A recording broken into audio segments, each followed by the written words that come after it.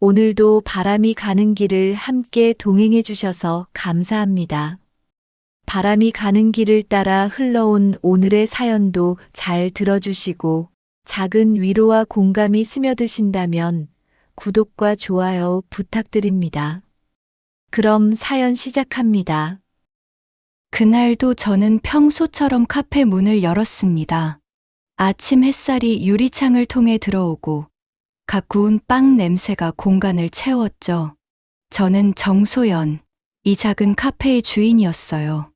매일 반복되는 일상이었지만 그 속에서 저는 나름의 평화를 찾았습니다. 오전 10시가 되면 늘 한 분이 오셨어요.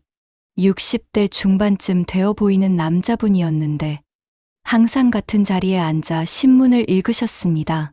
처음엔 그저 단골 손님이라고만 생각했어요. 하지만 시간이 지나면서 뭔가 다른 느낌을 받았죠. 그분의 눈빛에는 늘 무언가를 찾는 듯한 그런 간절함이 담겨 있었거든요. 오늘도 아메리카노 진하게 부탁드립니다. 언제나 같은 주문이었어요. 저는 고개를 끄덕이며 에스프레소 머신 앞에 섰습니다. 커피를 내리는 동안 가끔 그분을 힐끗 쳐다보곤 했는데 그날따라 안색이 유독 안 좋아 보였어요. 얼굴이 창백하고 이마에 땀이 맺혀 있었죠.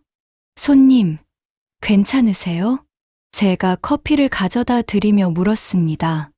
그분은 잠시 망설이다 고개를 끄덕였어요. 하지만 손이 떨리는 게 보였습니다. 뭔가 이상했어요. 제 가슴 속에서 불안감이 커져갔죠. 커피잔을 받아든 그분이 한 모금 마시려는 순간이었습니다. 갑자기 잔이 손에서 미끄러지더니 바닥에 떨어져 산산조각이 났어요. 그리고 그분도 그대로 쓰러졌습니다. 손님, 손님. 저는 급히 달려가 그분을 흔들었어요. 하지만 반응이 없었습니다. 손은 차갑고 호흡은 가빴죠. 제 손이 떨렸습니다. 다른 손님들이 우르르 모여들었고 누군가 119에 전화를 걸었어요. 구급차가 도착할 때까지의 시간이 정말 길게 느껴졌습니다. 저는 그분의 손을 꽉 잡고 있었어요. 왜 그랬는지 모르겠습니다. 그저 이 사람을 혼자 두면 안 될 것 같았거든요. 선생님, 의식은 있으신가요? 구급대원이 물었지만 그분은 대답하지 못했습니다. 그냥 희미하게 눈을 뜨고 저를 바라볼 뿐이었죠. 그 눈빛에는 뭔가 말하고 싶은 게 가득했어요.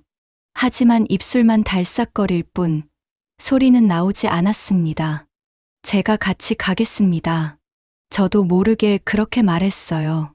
구급대원은 의아해하는 표정이었지만 제지하지는 않았습니다. 저는 구급차에 함께 올라탔죠. 병원 응급실은 정신없이 바빴습니다.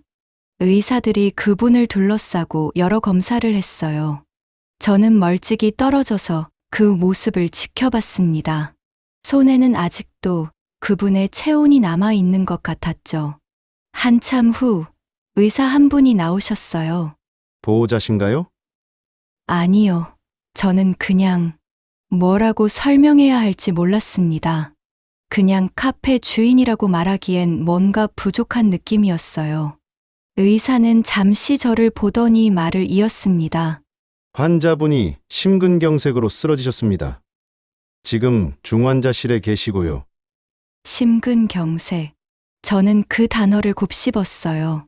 생각보다 심각한 상황이었습니다. 며칠 후 제 카페로 한 통의 편지가 배달됐어요. 발신인은 강도연이라고 적혀 있었습니다. 그분의 이름이었죠. 저는 떨리는 손으로 봉투를 뜯었습니다. 혹시 당신이 정소연 씨라면 이 편지를 꼭 읽어주세요. 첫 문장부터 심장이 두근거렸어요. 어떻게 제 이름을 아는 걸까요? 저는 천천히 편지를 읽어 내려갔습니다. 그리고 마지막 문장에서 숨이 멎었죠. 당신에게는 알 권리가 있습니다. 곧 모든 것을 알게 될 겁니다. 무슨 의미인지 알 수 없었어요. 하지만 한 가지는 확실했습니다. 제 평범했던 일상이 이제 완전히 달라질 거라는 것. 그 예감은 틀리지 않았습니다. 며칠 후 뉴스를 보다가 저는 그만 리모컨을 떨어뜨렸습니다. 태강그룹 회장 강도현 씨가 별세했습니다. 앵커의 차분한 목소리가 들렸지만 제 머릿속은 혼란스러웠어요. 태강그룹의 회장이었다니. 저는 그저 평범한 단골 손님이라고만 생각했는데 제게의 거물이었던 거죠. 화면에는 그분의 사진이 크게 나왔습니다. 카페에서 보던 그 온화한 미소가 그대로였어요. 일주일 뒤 저에게 한 통의 전화가 왔습니다. 정소연 씨 맞으십니까? 법무법인 정의에서 연락드렸습니다. 네, 맞는데요. 강도현 회장님의 유언 집행과 관련하여 참석해 주셔야 할 것 같습니다. 저는 어리둥절했어요. 왜 제가 그분의 유언 집행에 참석해야 하는 걸까요? 변호사는 자세한 설명 없이 날짜와 장소만 알려주고 전화를 끊었습니다. 며칠 뒤 저는 법무법인 회의실 앞에 서 있었어요. 문을 열고 들어가자 이미 여러 사람이 앉아 있었습니다. 가장 앞쪽에는 검은 정장을 입은 여자가 앉아 있었는데 차갑게 날이 선 눈으로 저를 쏘아봤어요. 저 사람이 정소연인가 보군요. 그분이 옆 사람에게 속삭이는 소리가 들렸습니다. 저는 구석 자리에 조용히 앉았죠. 분위기가 무거웠어요. 마치 저를 환영하지 않는다는 느낌이 역력했습니다. 변호사가 들어오자 회의실이 조용해졌어요. 강도현 회장님의 유언장을 공개하겠습니다. 변호사는 서류를 펼치고 천천히 읽기 시작했습니다. 회사 지분, 부동산, 예금. 엄청난 액수의 재산 목록이 읽혀졌죠. 저는 그저 멍하니 듣고 있을 뿐이었어요. 이런 자리에 왜 제가 불려왔는지 여전히 이해할 수 없었습니다. 부인 강미란 씨에게는 본인 명의 재산의 30%를, 아들 강태준 씨에게는 40%를 상속합니다. 그때까지는 예상 가능한 내용이었어요. 하지만 다음 순간 변호사가 읽은 내용은 전혀 예상 밖이었습니다. 그리고 나머지 30%는 정소연 씨에게 상속합니다. 회의실이 순식간에 얼어붙었어요. 저는 제 귀를 의심했습니다. 방금 뭐라고 했죠? 제 이름이 나왔나요? 뭐라고요? 앞쪽에 앉아있던 여자, 강미란이 벌떡 일어났습니다. 얼굴이 새하얗게 질렸어요. 이건 말도 안 됩니다. 저 여자가 누군데 우리 남편 재산을 받는다는 겁니까? 저도 똑같이 혼란스러웠어요.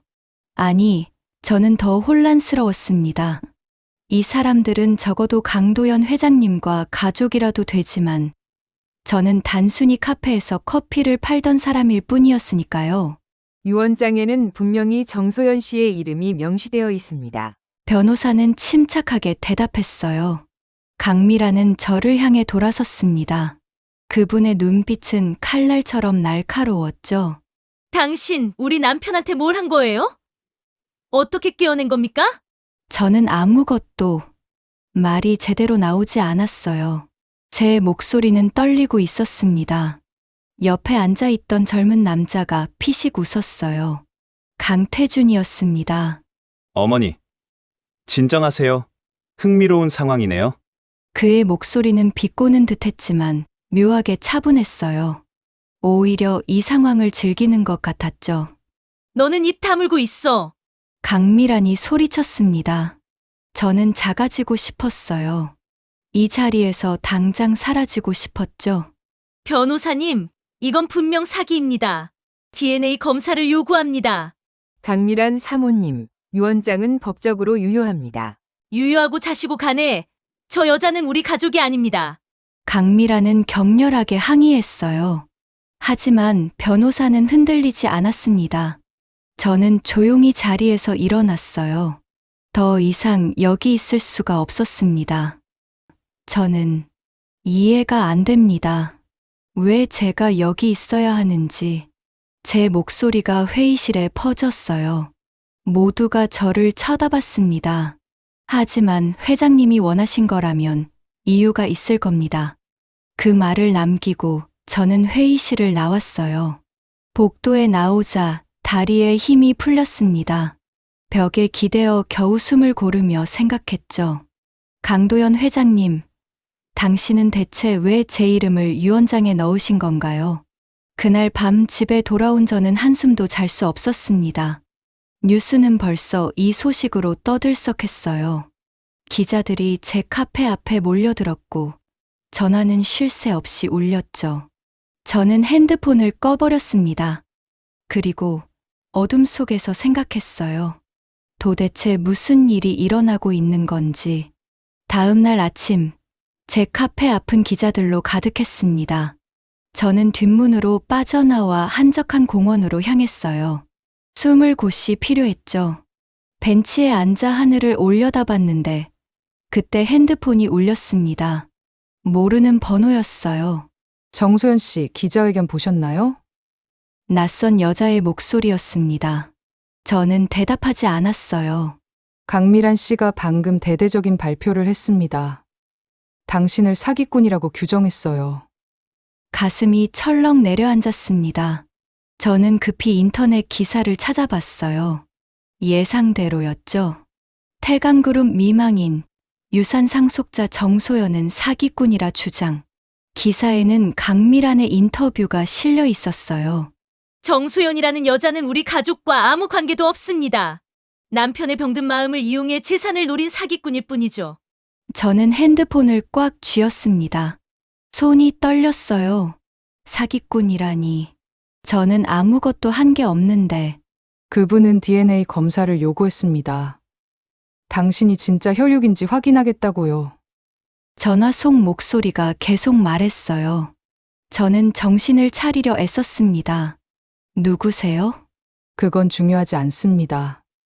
중요한 건 당신이 진실을 알아야 한다는 거죠. 전화는 그렇게 끊겼어요. 저는 멍하니 앉아 있었습니다. DNA 검사, 혈육, 이 모든 게 도대체 무슨 의미일까요? 며칠 후 법원에서 연락이 왔습니다. 강미란이 정식으로 유산 상속 무효 소송을 제기했다는 내용이었어요. 그리고 DNA 검사를 법원 명령으로 진행하겠다고 했죠. 저는 병원 검사실에 앉아 있었습니다. 간호사가 제 팔에서 피를 뽑았어요. 빨간 피가 주사기에 차오르는 걸 보며 생각했죠. 이 피 속에 내가 모르는 진실이 들어 있는 걸까? 검사 결과는 일주일 후에 나옵니다. 간호사가 말했어요. 일주일. 그 시간이 너무 길게 느껴졌습니다. 그날 저녁 카페로 돌아왔을 때 강태준이 문 앞에 서 있었어요. 깔끔한 수트를 입고 양손을 주머니에 넣은 채 저를 기다리고 있었죠. 뭐 하러 오셨어요? 저는 경계하며 물었습니다. 강태준은 피식 웃었어요. 궁금해서요. 당신이 어떤 사람인지. 전 그냥 평범한 사람입니다. 평범한 사람이 우리 아버지 유언장에 이름을 올릴 리 없죠. 그의 목소리에는 비꼬는 기색이 역력했어요. 하지만 동시에 뭔가 궁금해하는 눈빛도 있었습니다. 아버지는 평생 철저한 분이었어요. 모든 결정에는 이유가 있었죠. 그런데 당신을 상속자로 지정했다? 이게 흥미롭지 않습니까? 저는 대답하지 않았어요. 강태준은 한 발짝 가까이 다가왔습니다. 만약 DNA 검사 결과가 긍정적으로 나온다면 어머니는 곤란해지실 겁니다. 무슨 의미죠? 말 그대로입니다. 당신이 진짜라면 어머니의 입지가 흔들리는 거죠. 강태준은 그렇게 말하고는 돌아섰어요. 몇 걸음 걷다가 뒤돌아보며 덧붙였습니다. 참고로 저는 진실이 밝혀지는 걸 환영합니다. 어떤 진실이든 말이죠.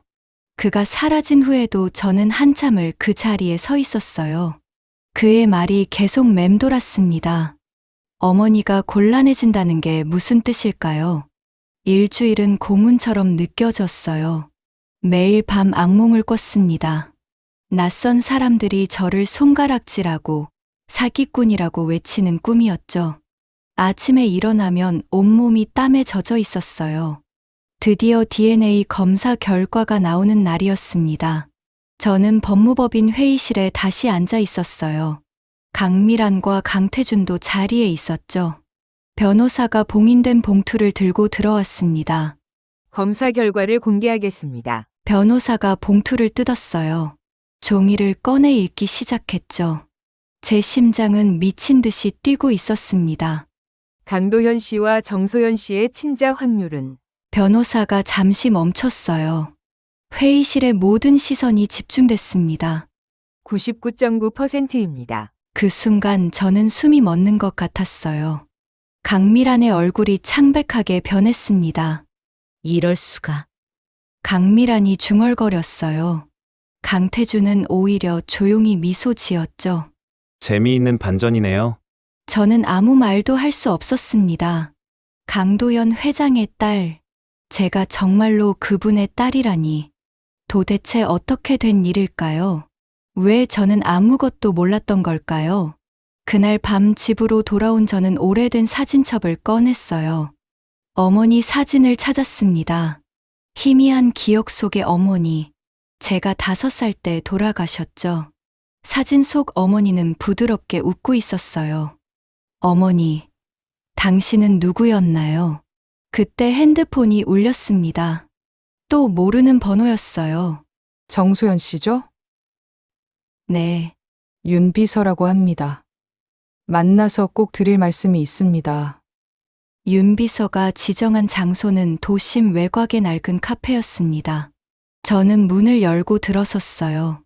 손님은 거의 없었고 구석 자리에 한 여자가 앉아 있었죠. 40대 중반쯤 되어 보이는 분이었는데 정갈한 옷차림에 흔들리는 눈빛을 가지고 있었습니다. 정소연 씨 맞으시죠? 여자가 일어나며 말했어요. 저는 고개를 끄덕였습니다. 앉으세요. 차 한 잔 드릴게요. 윤 비서는 따뜻한 차를 권했지만 저는 손도 대지 못했어요. 긴장이 풀리지 않았거든요. 이 사람은 누구고 왜 저를 만나자고 한 걸까요? 저는 강도연 회장님의 비서였습니다. 20년 넘게 곁에서 모셨죠. 윤 비서는 천천히 말을 시작했어요. 손은 가지런히 무릎 위에 올려져 있었지만 미세하게 떨리고 있었습니다. 회장님이 돌아가시기 전 제게 부탁하신 게 있었어요. 당신을 찾아서 진실을 알려달라고요. 무슨 진실이요? 제 목소리가 떨렸어요. 윤 비서는 가방에서 작은 USB를 꺼냈습니다. 검은색 USB였죠. 그분은 그걸 제 앞으로 밀었어요. 이 안에 모든 게 담겨 있습니다. 회장님이 왜 돌아가셨는지, 그리고 왜 당신 이름이 유언장에 들어갔는지요. 저는 USB를 집어 들었습니다. 작고 가벼웠지만 묘하게 무겁게 느껴졌어요. 왜 직접 말씀 안 하시고 이걸 주시는 거죠? 제가 말로 하면 믿지 않으실 겁니다. 직접 보셔야 해요. 윤 비서의 목소리에는 슬픔이 배어 있었어요. 저는 그분의 눈을 들여다봤습니다. 그 눈에는 오랜 고통이 담겨 있었죠. 회장님은 좋은 분이셨어요. 하지만 주변 사람들은 달랐습니다. 강미란 씨를 말씀하시는 건가요? 윤 비서는 대답 대신 잠시 침묵했어요. 그리고 천천히 고개를 끄덕였습니다. 보시면 이해하실 겁니다. 그리고 조심하세요. 이 영상을 본 순간 당신도 위험해집니다. 위험하다니, 무슨... 강미라는 모든 걸 지키려고 할 겁니다. 어떤 수를 써서라도요. 윤 비서는 자리에서 일어났어요. 저는 급히 손을 뻗었습니다. 잠깐만요. 더 알려주셔야 할 게 있잖아요. USB를 보세요. 그럼 모든 게 명확해집니다. 윤 비서는 그렇게 말하고 카페를 나갔어요. 저는 멍하니 그분의 뒷모습을 바라봤습니다. 손 안에 USB가 뜨겁게 느껴졌죠. 집으로 돌아온 저는 한참을 망설였어요. 노트북 앞에 앉아 USB를 쥐고 있었지만 쉽게 꽂을 수가 없었습니다. 이걸 보는 순간 제 삶은 또 한 번 완전히 바뀔 것 같았거든요. 하지만 결국 저는 USB를 꽂았어요. 파일이 하나 열렸습니다. 영상이었죠. 재생 버튼을 눌렀습니다. 화면에는 병실이 나왔어요. 침대에 누운 강도현 회장의 모습이 보였습니다. 생명 유지 장치가 연결되어 있었죠. 그때 문이 열리며 누군가 들어왔어요. 강미란이었습니다. 강미란은 주위를 둘러본 뒤 천천히 침대로 다가갔어요. 그리고 생명 유지 장치 쪽으로 손을 뻗었습니다. 제 심장이 쿵쾅거리기 시작했어요. 강미란은 몇 개의 스위치를 조작했습니다. 화면 속 기계의 수치들이 변하기 시작했어요. 알람이 울릴 법도 한데 소리는 꺼져 있었죠. 강도현 회장의 몸이 경련하듯 떨렸습니다. 몇 분 후 강미란은 다시 스위치를 원래대로 돌려놨어요. 그리고 아무 일도 없었다는 듯 밖으로 나갔습니다. 침대 위에 강도현 회장은 더 이상 움직이지 않았어요. 저는 노트북 화면을 멍하니 바라봤습니다. 방금 본 게 진짜일까요? 강미란이 남편 강도현 회장을 죽인 거였나요? 손이 떨렸어요. 온몸에 소름이 돋았습니다. 이건 살인이었어요. 명백한 살인이었죠. 저는 USB를 빼서 서랍 깊숙이 넣었습니다. 그리고 창문을 확인했어요. 문 단속도 다시 한번 점검했죠. 윤비서의 말이 이해됐습니다. 이걸 아는 순간 저는 위험해지는 거였어요. 그날 밤 잠을 이룰 수 없었습니다. 계속 그 영상이 머릿속에 재생됐어요. 강미란의 차가운 손, 떨리는 기계 수치, 경련하는 몸. 모든 게 생생했습니다. 새벽 4시쯤 핸드폰이 울렸어요. 윤비서였습니다. 영상 보셨나요? 네, 봤습니다. 제 목소리는 떨리고 있었어요. 이제 아시겠죠? 회장님은 자연사가 아니었습니다. 왜 이제야 이걸 보여주시는 거예요? 진작 경찰에 신고했어야 하는 거 아닌가요? 신고했으면 제가 먼저 죽었을 겁니다. 강미란의 힘을 과소평가하시면 안 돼요. 윤비서의 목소리는 차분했지만 단호했어요. 그럼 이제 어떻게 해야 하죠? 때가 오면 알게 될 겁니다.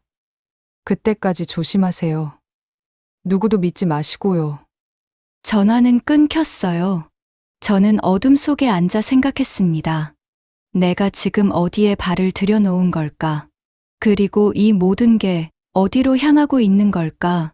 창밖으로 동이 트기 시작했어요. 하지만 제게는 여전히 밤처럼 느껴졌습니다. 긴 밤이 이제 막 시작된 것 같았죠. 다음 날 새벽, 저는 비명 소리에 잠에서 깼습니다. 아니, 비명은 제가 지른 거였어요. 악몽을 꾼 거였죠. 땀에 젖은 몸을 일으켜 핸드폰을 확인했는데 뉴스 알림이 떠 있었습니다. 태강그룹 전 비서 윤지혜 씨, 교통사고로 사망. 저는 그 자리에서 얼어붙었어요. 윤비서. 어제 제가 만났던 윤비서가 죽었다니. 손이 떨려서 핸드폰을 제대로 잡을 수가 없었습니다. 기사를 읽어 내려갔어요. 새벽 2시경 한강변 도로에서 단독 사고로 사망했다고 했습니다. 음주운전 의심, 과속, 급커브길. 모든 게 너무 명확했어요. 너무 명확해서 오히려 이상했죠. 저는 급히 옷을 입고 밖으로 나갔습니다. 사고 현장에 가봐야 했어요. 택시를 타고 한강변으로 향했습니다. 이른 아침인데도 현장에는 경찰 테이프가 쳐져 있었어요. 여기 들어올 수 없습니다. 경찰이 저를 막았어요. 저는 멀찍이 서서 현장을 바라봤습니다. 도로 난간이 부서져 있었고 타이어 자국이 선명했죠. 하지만 뭔가 이상했어요. 브레이크 자국이 거의 없었거든요. 사고 차량은 어디 있나요? 견인됐습니다. 유가족이세요? 아니요, 지인입니다. 저는 발걸음을 돌렸어요. 가슴이 답답했습니다. 윤비서의 말이 떠올랐죠. 조심하세요. 누구도 믿지 마시고요. 그분은 이미 알고 있었던 걸까요? 자신의 죽음을요. 병원으로 향했습니다. 윤비서의 유품을 찾아야 했어요. 영안실 앞에서 한참을 망설이다 들어갔습니다. 차가운 공기가 피부를 스쳤죠. 유품 찾으러 오셨나요? 영안실 직원이 물었어요. 저는 고개를 끄덕였습니다. 유가족 아니시면 안 되는데요. 제가 유일한 지인입니다. 가족이 없으세요? 거짓말이었어요. 하지만 달리 방법이 없었습니다. 직원은 잠시 망설이다 작은 봉투를 건넸어요. 현장에서 수습한 물건들입니다. 봉투를 받아든 제 손이 떨렸어요. 밖으로 나와 벤치에 앉아 봉투를 열었습니다. 안에는 깨진 핸드폰, 지갑, 그리고 작은 열쇠 하나가 들어 있었어요. 열쇠를 손에 쥐고 자세히 봤습니다. 평범한 사무실 열쇠처럼 보였죠. 그때 열쇠 고리에 작은 종이가 묶여 있는 걸 발견했어요. 종이를 펼쳤습니다. 서랍 속을 열어라. 윤비서의 글씨였어요. 저는 급히 일어섰습니다. 태강그룹 본사로 가야 했죠. 본사 로비는 붐볐어요. 저는 조심스럽게 엘리베이터를 탔습니다. 회장실이 있는 최상층 버튼을 눌렀죠. 다행히 아무도 타지 않았어요. 회장실 앞에는 아무도 없었습니다. 저는 문을 열고 안으로 들어갔어요. 넓고 고급스러운 사무실이었죠. 하지만 제가 찾는 건 회장실이 아니었습니다. 옆방으로 들어갔어요. 비서실이었죠. 윤비서의 책상은 아직 그대로였습니다. 저는 열쇠를 꺼내 서랍을 열었어요. 가장 아래 서랍이 열렸습니다. 안에는 오래된 서류 봉투와 편지 한 통이 들어 있었어요. 손이 떨렸지만 천천히 꺼냈습니다. 먼저 편지를 펼쳤어요. 회장님, 저는 약속을 지켰습니다. 당신의 딸을 지켜냈어요. 짧은 문장이었지만 충격적이었어요. 딸을 지켜냈다니 무슨 의미일까요? 서류 봉투를 열었습니다. 안에는 출생증명서와 낡은 사진 몇 장이 있었어요. 출생증명서를 보는 순간 저는 숨이 멎었습니다. 아기의 이름은 정소연. 그게 저였어요. 하지만 더 충격적인 건 부모란에 적힌 이름이었습니다. 모, 윤하정. 저는 그 이름을 본 적이 있었어요. 어디서였죠? 기억을 더듬었습니다. 그리고 떠올랐어요. 어머니의 진짜 이름이었습니다. 사진을 들여다봤어요. 한 장은 젊은 여자가 아기를 안고 있는 모습이었습니다. 여자의 얼굴이 어렴풋이 익숙했어요. 제 기억 속 어머니와 닮았죠. 다른 사진에는 그 여자 옆에 또 다른 여자가 서 있었어요. 둘은 매우 닮았습니다. 자매인 것 같았죠. 그리고 그 옆 여자가 바로 윤비서였어요. 젊은 시절의 모습이었지만 분명했습니다. 순간 모든 게 연결됐어요. 윤하정은 제 어머니이자 윤비서의 언니였던 거죠. 윤비서는 제 이모였고 평생 저를 지켜봐 온 거였습니다. 마지막 사진을 집어들었어요. 어린 저와 윤비서가 함께 웃고 있는 사진이었습니다. 저는 그때 6살쯤 되어 보였어요. 전혀 기억나지 않았지만 사진 속 저는 행복해 보였죠. 뒷면에 작은 글씨가 적혀 있었어요. 소연아, 언니 대신 지켜줄게. 약속해. 눈물이 흘러내렸습니다. 저도 모르게 울고 있었어요. 윤비서는 평생 저를 지켜온 거였습니다. 멀리서, 조용히, 아무 말 없이요. 그리고 이제 그분은 없었어요. 저를 끝까지 지키다가 떠나신 거였죠. 저는 서류와 사진을 가슴에 꼭 안았습니다. 윤비서의 체온이 아직 남아있는 것 같았어요. 아니, 그건 착각이었죠. 하지만 저는 그렇게 믿고 싶었습니다. 고마워요, 이모. 작은 목소리로 중얼거렸어요. 비서실은 조용했지만 제 말이 어딘가에 닿았으면 좋겠다고 생각했습니다. 그때 밖에서 발소리가 들렸어요. 저는 급히 서류와 사진을 가방에 넣고 서랍을 닫았습니다. 문이 열리기 직전 뒷문으로 빠져나왔죠. 복도를 걸으며 생각했어요. 윤비서는 모든 걸 준비하셨던 거였습니다. USB, 서류, 사진. 진실을 밝힐 모든 증거를요. 그리고 그 대가로 목숨을 잃으신 거였죠. 이제 제 차례네요. 저는 결심했습니다. 윤 비서가 시작한 일을 끝내야 했어요. 강미란의 죄를 세상에 알려야 했습니다. 그게 윤 비서에게 그리고 강도연 회장님에게 보답하는 길이었으니까요. 집으로 돌아온 저는 책상 위에 모든 서류를 펼쳐놓았습니다. 출생증명서, 사진들, 그리고 USB까지. 퍼즐 조각들이 하나씩 맞춰지고 있었어요. 서류 더미를 뒤지다가 작은 편지 한 통을 발견했어요. 봉투가 누렇게 바랜 걸 보니 꽤 오래된 것 같았습니다. 조심스럽게 꺼내 읽기 시작했죠. 도연 씨에게. 이 편지를 쓰는 지금 제 손이 많이 떨립니다. 당신에게 이런 말을 해야 한다는 게 너무 괴롭네요. 저는 이제 오래 살지 못할 것 같아요. 병이 많이 진행됐습니다. 소연이를 부탁합니다. 제 동생 지혜가 아이를 돌볼 거예요. 하지만 당신이 아버지라는 걸 알려주지는 마세요. 미란 씨가 알게 되면 소연이가 위험해질 겁니다. 사랑했어요. 도연 씨. 짧았지만 행복했습니다. 윤하정. 편지를 읽는 동안 눈물이 계속 흘러내렸어요. 제 어머니는 저를 지키기 위해 모든 걸 숨기셨던 거였습니다. 아버지의 존재까지도요. 다음 서류를 펼쳤습니다. 병원 기록이었어요. 윤하정이라는 이름으로 된 진료 기록지였죠. 진단명을 보는 순간 가슴이 무너졌습니다. 말기 췌장암. 어머니는 아프셨던 거예요.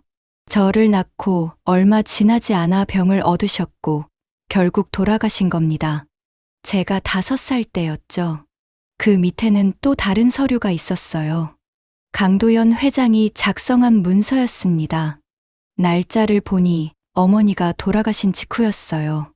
윤지혜에게 매월 생활비 지원, 정소연 양육비 명목, 회장님은 계속 저를 돌보셨던 거였습니다. 윤 비서를 통해서요. 멀리서 조용히 아버지로서의 책임을 다하셨던 거죠. 저는 천천히 사진들을 다시 봤어요. 어린 시절 제 모습이 담긴 사진들이었습니다. 유치원 입학식, 초등학교 운동회, 중학교 졸업식, 모든 순간마다 저를 찍은 사진이 있었어요. 누가 찍었을까 궁금했는데 이제 알 것 같았습니다. 윤 비서였죠. 이모는 평생 제 곁에서 저를 지켜보셨던 겁니다. 제가 모르는 사이에요. 핸드폰이 울렸어요. 모르는 번호였지만 받았습니다. 정소연 씨, 법무법인에서 연락드립니다. 무슨 일이시죠? 강미란 씨 측에서 추가 소송을 제기했습니다. 유언장 위조 혐의로요. 한숨이 나왔어요. 강미란은 끝까지 포기하지 않을 생각인가 봅니다. 증거가 있나요? 없습니다. 하지만 언론 플레이를 하고 있어서 상황이 좋지 않습니다. 전화를 끊고 인터넷을 검색했어요. 예상대로였죠. 기사마다 제가 사기꾼이라는 내용으로 도배되어 있었습니다. 유산 노린 가짜 딸, 유언장까지 위조했나. 태강그룹 상속 전쟁, 진실은 무엇인가. 댓글들은 더 심했어요. 저를 비난하는 말들로 가득했죠. 저는 노트북을 닫았습니다. 더 이상 볼 수가 없었어요. 그날 밤 저는 결심했습니다. USB를 공개해야 했어요. 강미란의 범죄를 세상에 알려야 했죠. 하지만 조심해야 했습니다. 윤 비서처럼 당할 수는 없었으니까요. 다음 날 아침 저는 신뢰할 수 있는 언론사를 찾기 시작했어요. 여러 기자들에게 연락했지만 대부분 거절당했습니다. 태강그룹의 압력 때문이었죠. 그러다 한 명의 기자가 응답했어요. 탐사보도로 유명한 중견 기자였습니다. 정소연 씨 맞으시죠? 제보 내용이 사실인가요? 네, 만나서 보여드리겠습니다. 우리는 조용한 공원에서 만났어요. 저는 USB를 건넸습니다. 이 안에 모든 증거가 있어요. 강미란이 남편 강도연 회장을 살해한 장면이 담겨 있습니다. 기자는 노트북으로 영상을 확인했어요. 얼굴이 점점 굳어지더니 저를 쳐다봤습니다. 이게 진짜라면 엄청난 특종인데요. 진짜입니다. 윤 비서가 목숨 걸고 남긴 증거예요. 윤지혜 씨요? 교통사고로 돌아가신. 사고가 아니었어요. 살해당한 겁니다. 기자는 잠시 말이 없었어요. 그러다 천천히 고개를 끄덕였습니다. 알겠습니다. 보도하겠습니다. 하지만 시간이 좀 걸릴 거예요. 확인 절차가 필요하니까요. 얼마나 걸리나요? 일주일 정도요. 그동안 조심하세요. 강미란 측에서 움직일 겁니다. 저는 고개를 끄덕였어요. 일주일. 그 시간을 버텨야 했습니다. 집으로 돌아오는 길에 누군가 저를 따라오는 느낌이 들었어요. 뒤를 돌아봤지만 아무도 없었습니다. 기분 탓이었을까요? 하지만 불안감은 사라지지 않았죠. 현관문을 열고 들어서는 순간 깜짝 놀랐어요. 거실에 강태준이 앉아 있었거든요. 어떻게 여기 들어온 거예요? 문이 열려 있더군요. 실례했습니다. 거짓말이었어요. 저는 분명히 문을 잠갔습니다. 무슨 일이세요? 강태준은 천천히 일어났어요. 얼굴에는 평소의 냉소적인 표정이 없었습니다. 오히려 진지해 보였죠. 경고하러 왔습니다. 어머니가 당신을 제거하려고 해요. 알고 있어요. 아니, 제대로 모르실 겁니다. 윤 비서처럼 사고로 위장할 거예요. 제 심장이 빠르게 뛰기 시작했어요. 왜 이런 말을 제게 하는 거죠? 저도 진실이 알고 싶으니까요. 아버지가 왜 당신을 선택했는지. 강태준은 창가로 걸어가 밖을 내다봤습니다. 어머니는 평생 거짓말을 했어요. 아버지를 사랑한다고 했지만 사실은 돈이 목적이었죠. 저도 알고 있었습니다. 그런데 왜 가만히 있었어요? 편했으니까요. 거짓 속에서 사는 게 진실을 마주하는 것보다 쉬웠으니까. 그는 돌아서서 저를 똑바로 봤어요. 하지만 이제는 다릅니다. 아버지의 유언장에 담긴 진심을 알고 싶어요. 회장님은 제게 뭘 남기고 싶으셨던 걸까요? 사죄요. 당신을 지켜주지 못한 것에 대한. 강태준의 말에 저는 할 말을 잃었습니다. 그는 문 쪽으로 걸어가며 마지막으로 말했어요. 조심하세요. 앞으로 일주일이 고비입니다. 그가 떠난 후에도 저는 한참을 그 자리에 서 있었어요. 강태준의 경고가 계속 맴돌았습니다. 일주일 그 시간을 무사히 넘겨야 했죠. 저는 윤 비서가 남긴 사진을 다시 꺼내봤어요. 어린 저를 안고 웃고 있는 이모의 모습이 보였습니다. 그 미소가 저에게 힘을 줬어요. 이모, 제가 끝낼게요. 당신이 시작한 일을요. 그날 밤 저는 모든 증거를 복사해서 여러 곳에 보관했습니다. 만약의 사태에 대비해서요. 그리고 짐을 쌌어요. 당분간 이 집에 있으면 안 될 것 같았거든요. 새벽녘 조용히 집을 나섰습니다. 어디로 갈지는 정하지 않았어요. 그저 움직여야 한다는 생각뿐이었죠. 거리는 텅 비어 있었고 차가운 바람이 불었습니다. 하지만 저는 두렵지 않았어요. 오히려 각오가 서 있었습니다. 진실을 위해 싸울 준비가 되어 있었죠. 윤 비서가, 어머니가, 그리고 강도연 회장님이 지켜주셨던 제 삶을 이제는 제가 지켜야 했으니까요. 일주일이 지났습니다. 저는 작은 모텔에 숨어 지내며 기자의 연락만 기다렸어요. 밖에 나갈 수도 없었고 누구와도 연락하지 않았죠. 핸드폰은 꺼놓은 채였습니다. 그러던 어느 날 아침, 모텔 방 TV에서 속보가 터져 나왔어요. 태강그룹 강미란 회장, 남편 살해 혐의로 긴급 체포. 저는 그 자리에 얼어붙었습니다. 드디어 시작된 거였어요. 화면에는 강미란이 수갑을 찬 채 경찰차에 오르는 모습이 나왔죠. 그분의 얼굴은 창백했고 눈빛은 흔들리고 있었습니다. 앵커의 목소리가 차갑게 울려 퍼졌어요. 강미란 씨는 지난해 남편 강도현 회장이 입원 중이던 병실에서 생명유지장치를 고의로 조작한 혐의를 받고 있습니다. 결정적 증거는 병실 내부에 설치됐던 CCTV 영상으로 제가 건넨 USB였어요. 윤 비서가 목숨 걸고 지켜낸 그 증거가 드디어 세상에 공개된 겁니다. 핸드폰을 켰더니 수십 통의 부재중 전화가 와 있었어요. 대부분 언론사였지만 그중 기자의 번호도 있었죠. 저는 그에게 전화를 걸었습니다. 정소연 씨 봤어요? 네, 지금 뉴스로 봤습니다. 검찰에서 전격 수사에 착수했어요. 증거가 너무 명확해서 부인할 수가 없대요. 기자의 목소리에는 흥분이 묻어났습니다. 윤 비서 사건도 재수사에 들어갔어요. 교통사고가 아니라 계획적 살인으로 보고 있답니다. 그럼 이모의 억울함도 풀리는 건가요? 그렇게 될 겁니다. 강미란 측근들을 전부 조사 중이거든요. 전화를 끊은 후 저는 한참을 창밖을 바라봤어요. 회색 하늘 아래로 도시가 펼쳐져 있었습니다. 저 어딘가에서 강미라는 지금 무슨 생각을 하고 있을까요? 며칠 후 추가 뉴스가 쏟아졌어요. 강태준 전무 비자금 조성 혐의로 해임. 태강그룹 주가 폭락, 경영권 분쟁 심화. 검찰 강미란 측근 5명 추가 소환. 태강그룹은 순식간에 무너지고 있었습니다. 거대한 제국이 한순간에 무너지는 모습을 보며 저는 복잡한 감정을 느꼈어요. 슬픔과 안도감이 동시에 밀려왔죠. 강태준에게서 문자가 왔습니다. 당신이 옳았습니다. 거짓은 결국 무너지는군요. 짧은 문장이었지만 그의 심정이 느껴졌어요. 저는 답장을 보냈습니다. 회장님은 진실을 원하셨을 거예요. 다음 날 검찰 조사를 받으러 갔습니다. 긴 시간 동안 제 신분, 강도현 회장과의 관계, 윤 비서와의 만남에 대해 진술했어요.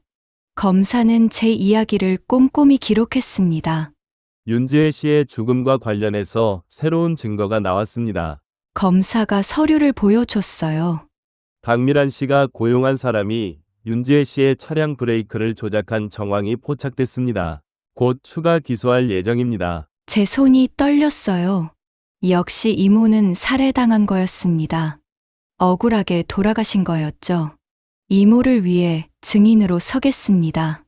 그러실 필요 없습니다. 증거만으로도 충분합니다. 검사는 부드럽게 말했지만 저는 고집을 부렸어요. 아니요. 제가 직접 말하고 싶어요. 이모가 평생 저를 지켜준 일들을요. 몇 주 후 재판이 시작됐습니다. 저는 방청석에 앉아 강미란을 바라봤어요. 강미란은 초췌해져 있었습니다. 화려했던 모습은 온데간데 없고 지친 중년 여자만 남아 있었죠. 재판장에 증거 영상이 재생됐어요. 강미란이 생명유지장치를 조작하는 장면이 모두에게 공개됐습니다. 방청객들 사이에서 탄식이 흘러나왔죠. 피고인, 할 말 있습니까? 판사가 물었어요. 강미란은 고개를 들었습니다. 강미란의 눈에는 눈물이 고여 있었어요. 저는 그저 제 것을 지키고 싶었을 뿐입니다. 떨리는 목소리였습니다. 남편은 평생 저를 사랑하지 않았어요. 다른 여자를 사랑했죠. 저는 그저 자리만 지키고 있던 사람이었습니다. 방청석이 술렁거렸어요. 강미란은 계속 말을 이었습니다. 그런데 죽기 직전에 그 여자의 딸에게 재산을 준다고 했어요. 저는 참을 수 없었습니다. 그래서 살인을 저지른 겁니까? 판사의 목소리가 차가웠어요. 강미란은 고개를 떨구었습니다. 최종 판결이 내려졌어요. 피고인 강미란에게 징역 20년을 선고한다. 법정은 조용했습니다. 강미란은 고개를 숙인 채 끌려나갔어요. 저는 그 모습을 끝까지 지켜봤습니다. 밖으로 나오자 기자들이 몰려들었어요. 정소연 씨, 지금 기분이 어떠세요? 복수에 성공한 기분인가요? 저는 잠시 생각하다 입을 열었습니다. 복수가 아니었어요.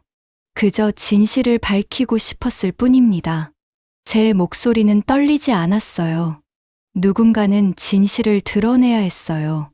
그것이 윤비서의, 아니 제 이모의 고통을 끝내는 길이었으니까요. 그날 밤 저는 윤비서의 묘소를 찾았습니다. 작고 조용한 곳에 자리한 묘비 앞에 꽃을 놓았어요. 이모, 끝났어요. 이제 편히 쉬세요. 바람이 불어왔습니다. 마치 대답하는 것 같았죠.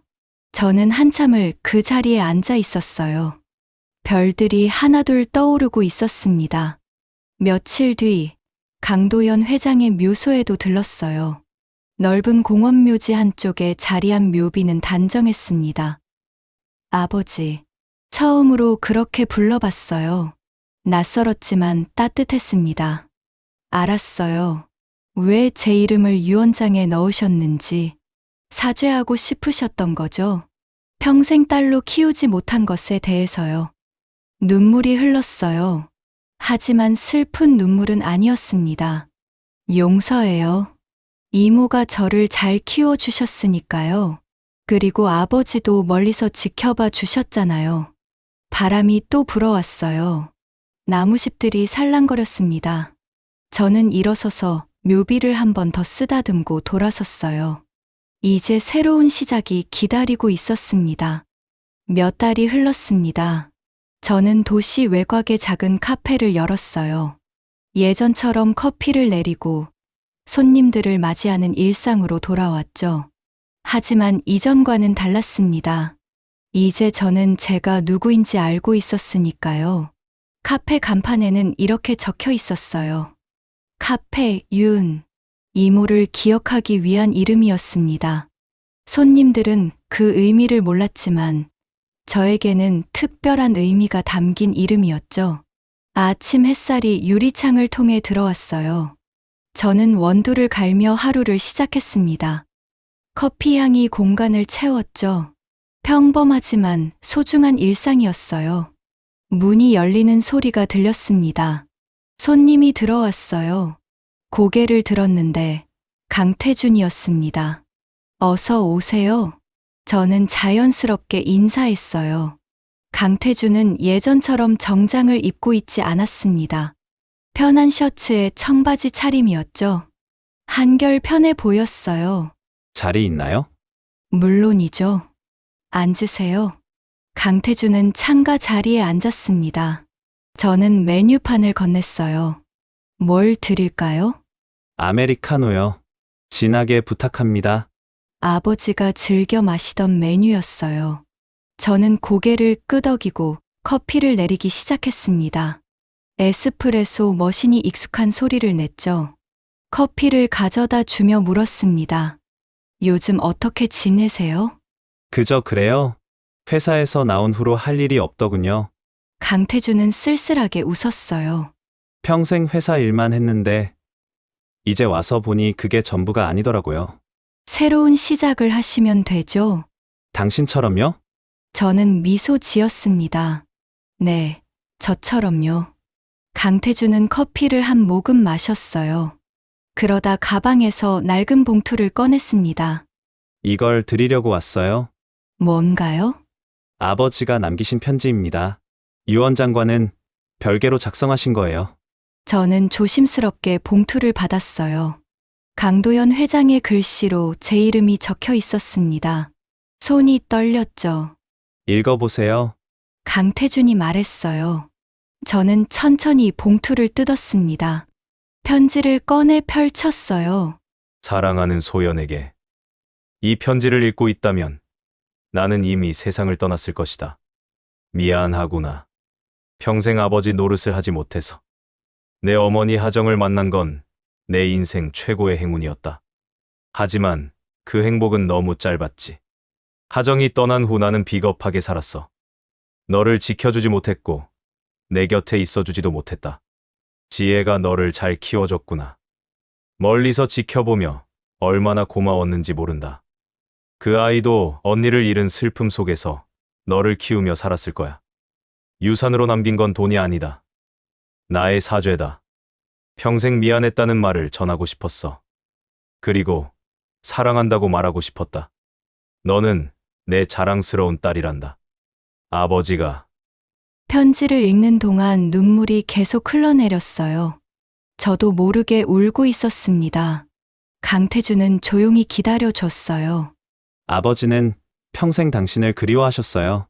강태준이 낮은 목소리로 말했습니다. 유언장을 작성하실 때 이런 말씀을 하셨죠. 소연에게 남긴 건 돈이 아니라 나의 사죄라고. 저는 눈물을 닦았어요. 손으로 얼굴을 감싸며 숨을 고르려 애썼습니다. 우린 모두 거짓 속에 살았지만 그 안에서도 진심은 남았네요. 제 말에 강태준은 고개를 끄덕였어요. 그래서 여기 온 겁니다. 진심을 배우러요. 저한테서요? 네. 당신은 진심으로 사는 법을 아는 것 같아서요. 강태준은 커피를 다 마시고 일어섰습니다. 다음에 또 올게요. 이 카페가 마음에 드네요. 언제든 오세요. 그가 떠난 후 저는 편지를 다시 읽었어요. 아버지의 글씨를 손으로 쓰다듬었습니다. 따뜻했어요. 벽에 걸린 액자를 바라봤습니다. 윤비서와 제가 함께 찍은 사진이었어요. 이모는 사진 속에서 환하게 웃고 있었죠. 이모, 보고 있어요? 작은 목소리로 중얼거렸어요. 저 잘 살고 있어요. 진심으로 살고 있답니다. 오후 햇살이 카페를 비췄어요. 손님들이 하나둘 늘어나기 시작했습니다. 저는 분주하게 움직이며 주문을 받았죠. 아메리카노 2잔이요. 카페라떼 하나 주세요. 익숙한 주문들이었어요. 저는 웃으며 커피를 만들었습니다. 행복했어요. 이렇게 평범한 일상이 주는 행복을 이제야 제대로 느끼고 있었죠. 저녁이 되어 손님들이 모두 떠났어요. 저는 의자를 정리하고 바닥을 닦았습니다. 하루를 마무리하는 시간이었죠. 창밖으로 별들이 떠오르고 있었어요. 저는 잠시 하늘을 올려다봤습니다. 어머니, 아버지, 이모, 별들을 향해 속삭였어요. 모두 고마워요. 저를 여기까지 오게 해주셔서요. 바람이 불어왔습니다. 나무잎들이 살랑거렸어요. 마치 대답하는 것 같았죠. 저는 미소 지으며 카페 문을 닫았습니다. 내일 또 새로운 하루가 시작될 거예요. 진심으로 사는 하루가요. 가짜로 시작된 제 인생은 결국 진심으로 끝났습니다. 아니, 끝난 게 아니었어요. 이제 진짜 시작이었죠. 피보다 진심이 더 깊은 유산이 되었습니다. 돈이나 명예가 아니라 사랑과 용서와 진실이 제게 남은 진짜 유산이었어요. 그리고 그 유산으로 저는 새로운 삶을 살아갈 겁니다. 당당하게, 떳떳하게, 진심을 다해서요. 카페 윤의 불빛이 어둠 속에서 따뜻하게 빛났습니다. 내일도 이 자리에서 저는 커피를 내리고 사람들을 맞이할 거예요. 그게 바로 제가 선택한 삶이었으니까요. 오늘의 사연 어떠셨나요? 사연 주인공이나 그 외 등장인물들에게 전할 말씀이 있으시다면 언제든 댓글로 편하게 전해주시고 여러분의 마음에 작은 위로와 공감이 스며드셨다면 구독과 좋아요 부탁드립니다. 여러분들 주변에 이 사연으로 위로가 되실 분들이 계시다면 공유해 주시는 것도 좋을 듯 합니다. 귀한 시간 내어 바람이 가는 길에 동행해 주셔서 감사드리고 늘 건강만 하시길 바랍니다. 감사합니다.